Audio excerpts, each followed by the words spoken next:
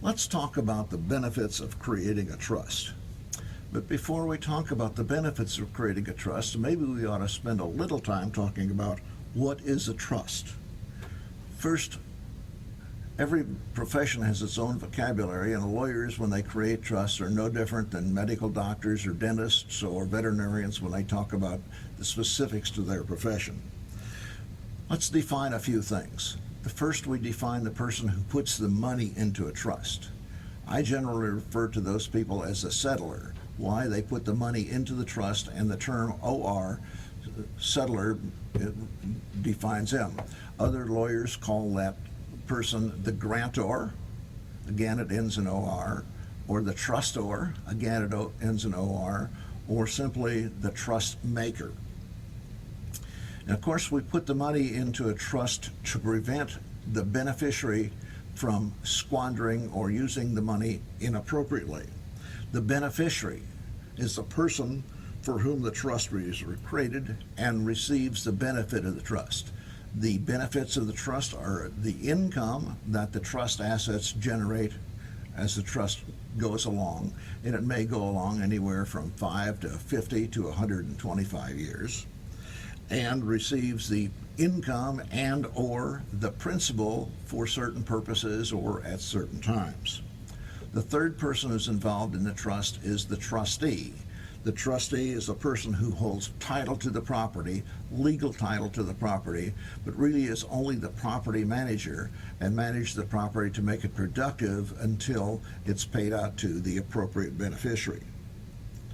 So the second slide I've got is a trust is an arrangement whereby the trustee holds legal title to the property for a beneficiary for the purpose as defined by a settler. So now we have a settler, the person who put the money into the trust, wants to provide income for life to my spouse, and then the remainder of the property shall go to my children.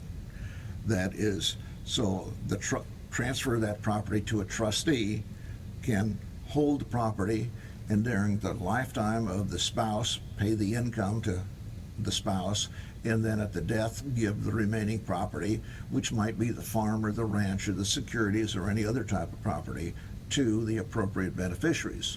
Sometimes we want to make sure that beneficiaries are old enough to have the appropriate skills to manage the property when they receive it, so we suggest to the trustee or tell the trustee to only give the property to the beneficiaries when they're 35 years old or some other appropriate age.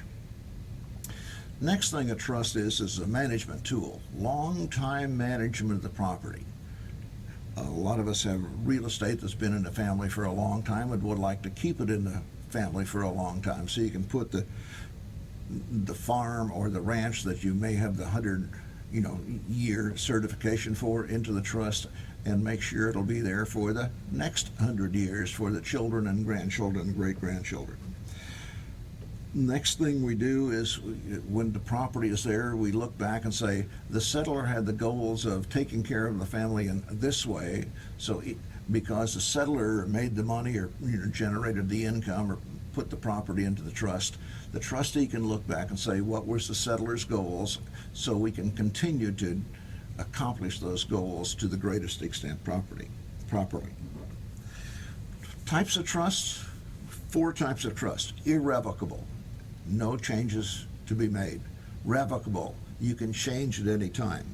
Testamentary, part of the last will and testament of the person. And the last one is the living trust, a trust that you write while you're alive. Well, we have 2 types of living trust, irrevocable living trusts and revocable living trusts. Irrevocable living trusts are useful for people up in age who understand that they don't have much time left and want to make sure their property is, quote, locked up for their descendants and their beneficiaries.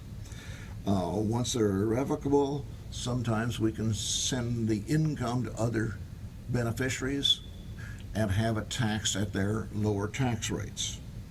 A revocable trust has no tax benefits, but we can get all of the other benefits from typical trusts. Primarily, one of the benefits is we can change at any time. So if you are younger or think you've got a long life expectancy and don't want to lock things up, quote, forever, close quotes, we can put it into a revocable living trust so you can be reviewed every 3, 5, 10 years as families members change or property gets more valuable or less valuable, and change the trust appropriately. If we have a testamentary trust, it's part of the last will and testament. It's funded by the probate of our will, which puts the property into the trust, as compared to a living trust, which is created during lifetime, and we may be able to use probate to avoid that. And we may be able to use a living trust to avoid probate.